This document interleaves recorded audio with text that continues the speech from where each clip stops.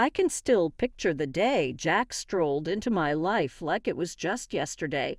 I was in a tiny cafe, sipping on their cheapest coffee and trying to sort out my thoughts. Then he walked in, looking like he stepped out of a movie scene. No fancy lights or music, just the jingle of the doorbell and the smell of stale coffee mingled with his aftershave. "Mind if I sit here?" he asked, flashing me a charming smile and pointing to the empty chair across from me. "Go ahead," I said, trying to play it cool despite my surprise at his sudden appearance. We hit it off right away, like two peas in a pod. We had the same interests, from binge-watching cheesy TV shows to arguing over the best pizza topping, pineapple, no doubt. Soon, we were serious about each other, not just casually hanging out. It felt like we had known each other forever, and before we knew it, marriage was on the table. But then came the tough part, let me tell you. His parents were a handful. Meeting them for the first time was like stepping into a lion's den with a juicy steak strapped to my back. They had this way of smiling while silently judging you, deciding if you were up to par or not. "You're the one Jack can't stop talking about." "Huh," his mom said, her tone more frosty than friendly. "Yep, that's me," I replied, trying my best not to let her intimidating aura get under my skin. His parents wasted no time in expressing their desire for us to sign a prenup.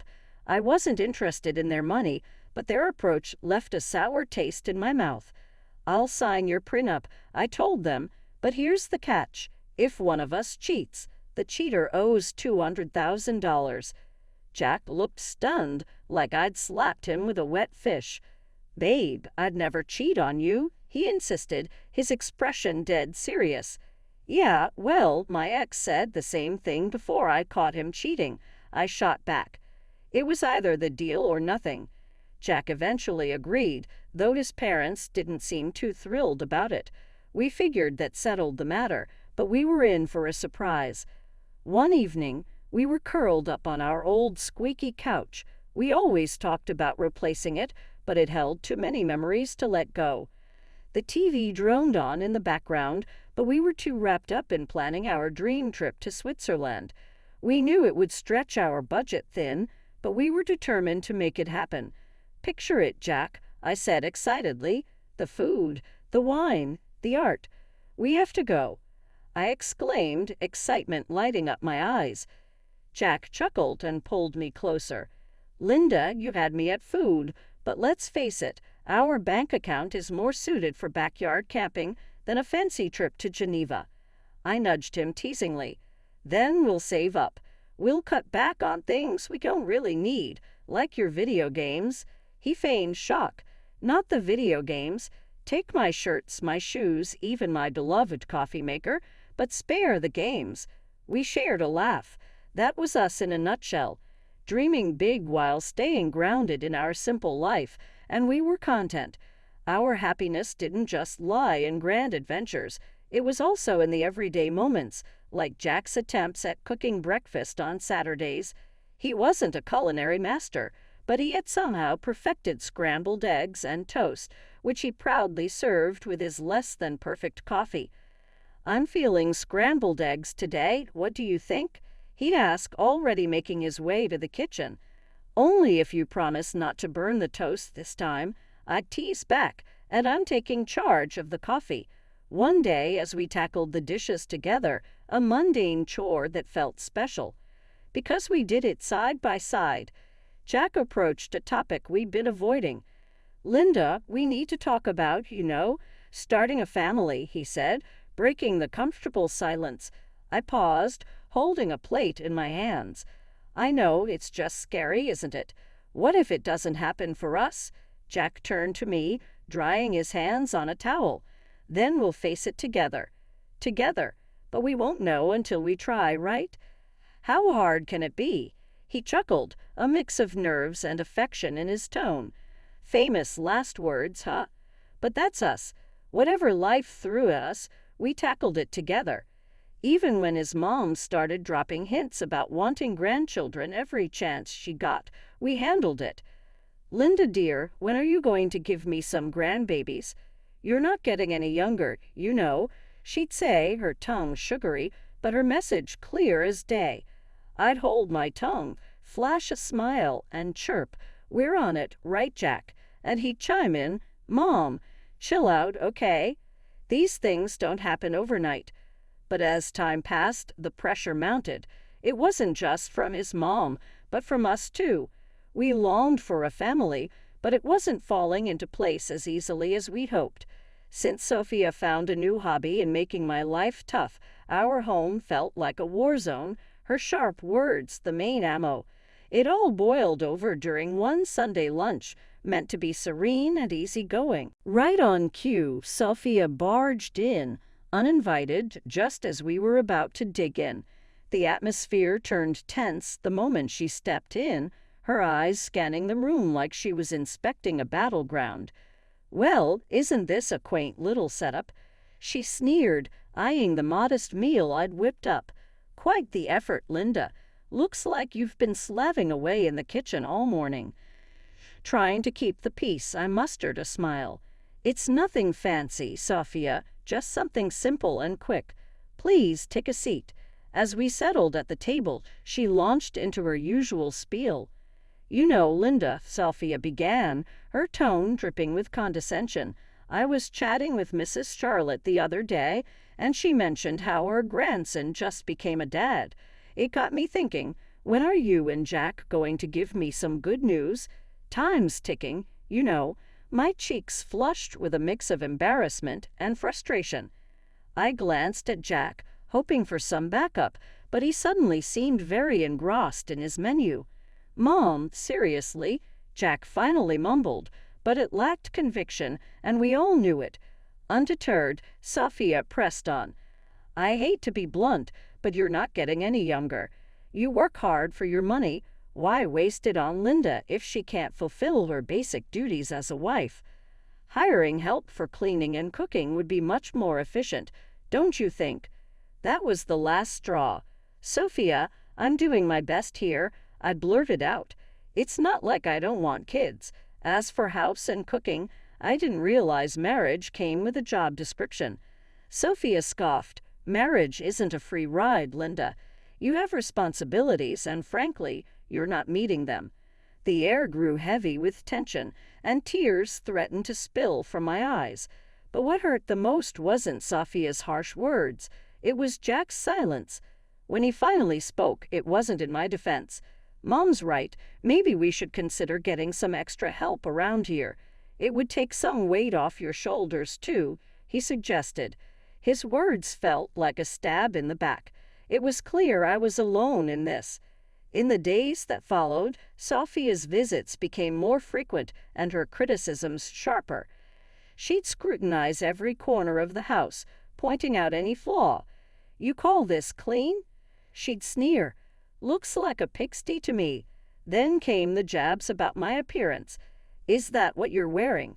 A wife should dress to please her husband. No wonder Jack seems exhausted. He comes home to this." I tried to stand up for myself. "Sophia, I dress for myself, not Jack, and he's tired because he works hard, not because of my outfit." But it was pointless. Sophia had made up her mind about me, and nothing I said seemed to make a difference.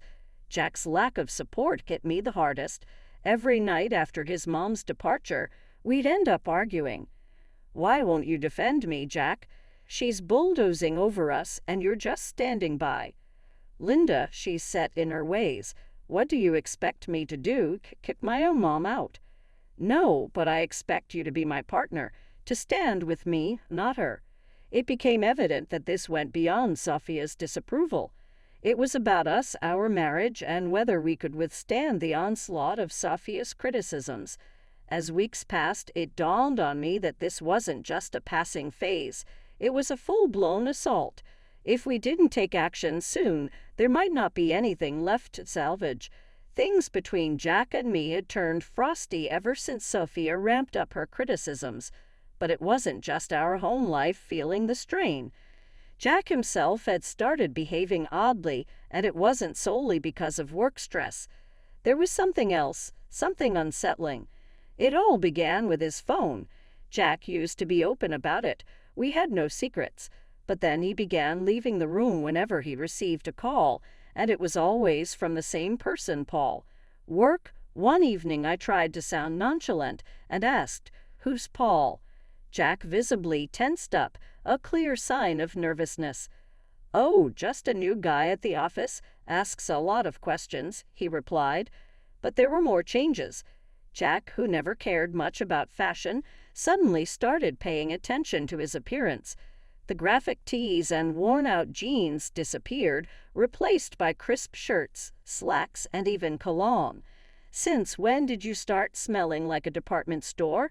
I teased one morning, watching him style his hair differently. He just smirked. "Can't a guy mix things up every once in a while?" No harm in that, right? Then there were the late nights at work, becoming more frequent.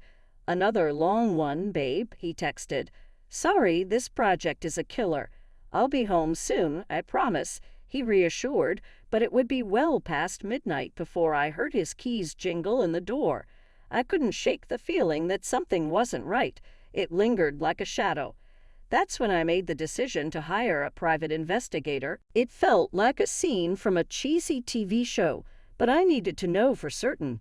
The evidence arrived in a plain brown envelope, heartbreaking yet undeniable. Photos of Jack with another woman, their intimacy unmistakable, captured in moments that shattered our years together. But it was the recording that cut the deepest. Their conversations, filled with affection and plans, made it painfully clear he was in love with her, or at least with someone else. I sat there, staring at the damning evidence before me, a chilling reality sinking in. This could be the key I needed if our marriage spiraled into a messy divorce. The photos captured stolen moments from our life together, while the recorded words betrayed every "I love you" he ever whispered in my ear. But I kept it all to myself, a heavy burden I chose to carry alone. I wasn't ready to confront him, not yet. I needed time to strategize, to navigate the collapse of our marriage while preserving my dignity. The days that followed passed in a blur. Jack maintained his facade, and I played the part of the beautiful wife, smiling outwardly. While crumbling inside, our conversations became a delicate dance around the truth, each word carefully chosen, every laugh forced. "Are you okay, Jack?" would inquire, genuine concern lacing his voice. "Yeah, just tired, you know. Work's been hectic," I'd respond, the lie bitter on my tongue. It seemed like just another ordinary day until I accidentally overheard a conversation that would change everything. As I passed by Jack's office, the door slightly ajar, their voices drifted out. It was Jack and his mother, Sophia, and their conversation wasn't casual. Their tones were serious, filled with purpose. "I can't keep this up, Mom. It's not just about having kids anymore. I don't feel the same way about Linda. It's like we're living together as strangers, not as a married couple," Jack admitted, his voice heavy with exhaustion. Sophia's reply was cutting. "Well, can you blame yourself? She hasn't given you a child, and what else has she really brought to this marriage? But let's not be hasty. My 65th birthday is approaching, and we wouldn't want to miss out on a generous gift from her, would we?" Her cynicism felt like a stab in the heart. They were using me, planning to keep me around just long enough to benefit from a lavish birthday present before discarding me. "Exactly, dear. Just a bit longer," Sophia affirmed, her words dripping with malice. I stood there stunned and furious. They were plotting to push me out of the family as effortlessly as crossing off an item on a shopping list. The pain ran deep, but it fueled a burning desire for vengeance within me. They thought they could manipulate and discard me at their convenience.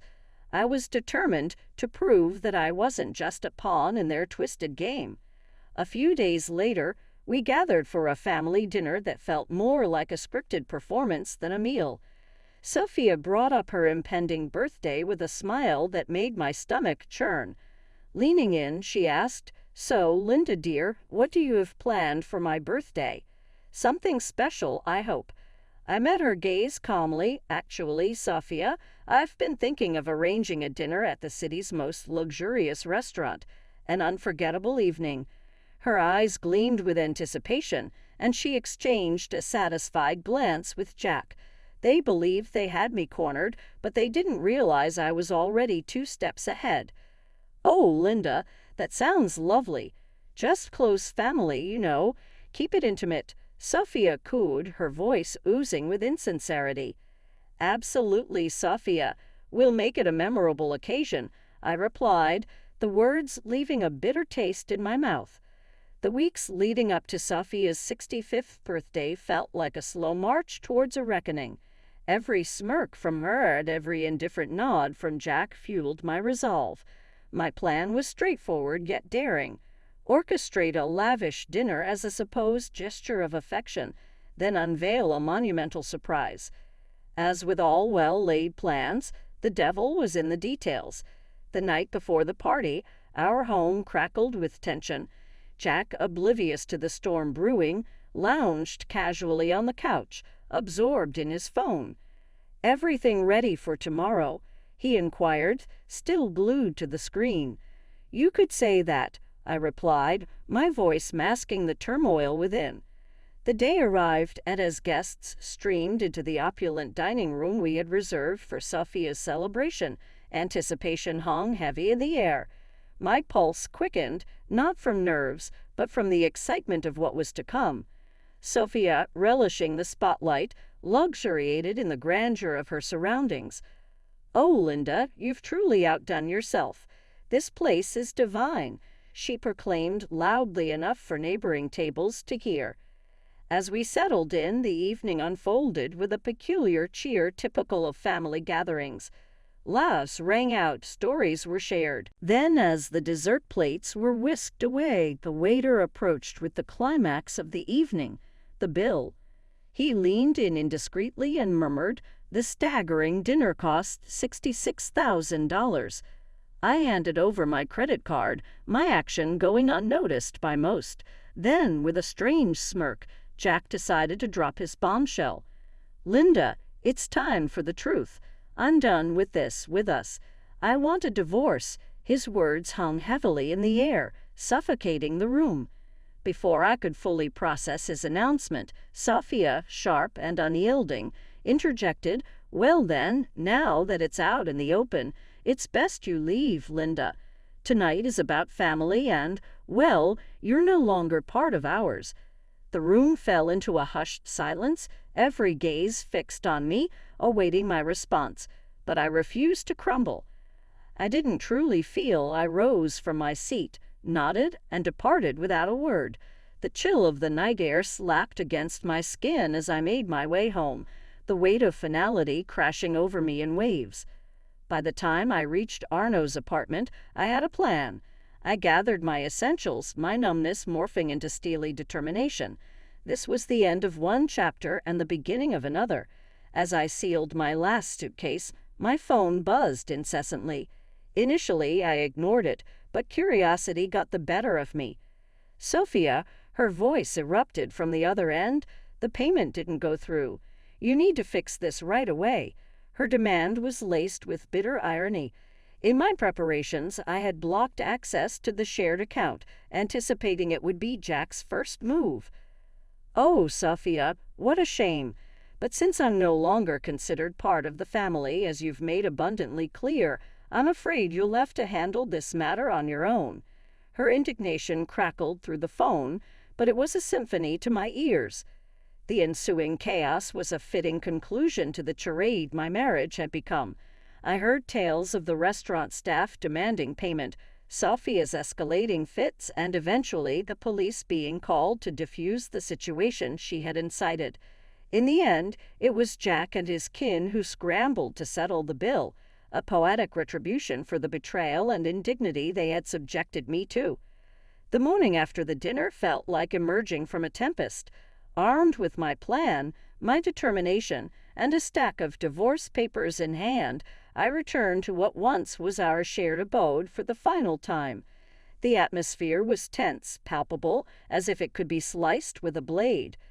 Jack and Sophia stood there, seemingly embroiled in a heated exchange. Their animosity toward me seemed to merge into a unified front of fury. "You've got some nerve showing your face here after last night." Jack spat, his features twisted in a mixture of anger and disbelief. Quick to echo his sentiment, Sophia hurled her own barbs. "Great, you've brought shame upon us in front of the entire city. Do you comprehend the humiliation of having the police summoned on account of your actions?" People were laughing, filming. I met their fury with a composure I hardly felt. "Shame is that your primary concern right now," I retorted, tossing the divorce papers onto the table, placing the incriminating photos of Jack's infidelity atop them. "Perhaps you should direct your attention to this instead." Jack's complexion drained of color as he picked up the damning photographs, with his mother looming over his shoulder. Their rage dissolved into shock, then morphed into panic as they comprehended the gravity of the situation. "And let's not overlook the prenup, shall we?" I pressed on, my voice unwavering. "You stray, you pay. Precisely $200,000. Sophia's features contorted into a snarl. "You wouldn't dare. You can't do this to us." "Oh, but I can and I will," I retorted, my voice devoid of warmth, resolute in my decision. Recognizing the gravity of the situation, Jack altered his approach. "Please, let's discuss this. We can find a solution." I couldn't suppress a bitter, mirthless laugh. "Find a solution? You think a few words can undo everything, Jack? It's over." Sophia, ever the master manipulator, attempted to soften her stance, her tone dripping with false concern. "Linda, darling, think about what you're doing. This will destroy us." "That ship has sailed, Sophia. You should have considered that before," I said calmly. Their pleas shifted to desperate entreaties, frantic attempts to salvage whatever remained. But my mind was resolute. I was done playing the victim, done with their deceit and manipulation. In the end, Jack had no recourse but to borrow money from his parents to settle with me. As I departed from that house for the final time, check in hand, I felt a burden lift from my shoulders. After all that transpired, I was finally liberated. I used the money from Jack to secure a down payment on a modest yet snug apartment of my own. It's remarkable how much tranquility you can find in a residence that's solely yours, where each nook feels like a sanctuary away from the tumult of the past. Life is calmer now, and I wouldn't have it any other way. I have a job that keeps me occupied, amiable neighbors who offer nods and smiles, and a petite garden that's entirely mine to tend to. Occasionally, I catch wind of gossip concerning Jack and Sophia. Just the other day, while grabbing coffee from the local spot frequented by the community, I bumped into an acquaintance from the old neighborhood. After some polite chit-chat, they leaned in, lowering their voice, and whispered, "Hey, have you heard the latest scoop about your ex and his mom?" Their eyes gleamed with intrigue. I arched an eyebrow, intrigued yet detached. "Can't say that I have." "Do share," I replied. They seemed to relish divulging the news. Apparently, Sophia isn't too thrilled with Jack's new girlfriend. Rumor has it they're quarreling like there's no tomorrow. Puts your situation in a whole new light. We moved on from the topic, but as I strolled away with my coffee, I felt a profound sense of relief. There was a time when such news would have unsettled me, but now it's simply another chapter in someone else's tale. These days, my greatest worries revolve around whether my tomatoes will ripen before the squirrels snatch them, or if I'll ever master yoga without resembling a newborn deer on ice. Life is simpler, quieter, and considerably sweeter on this side of the chaos.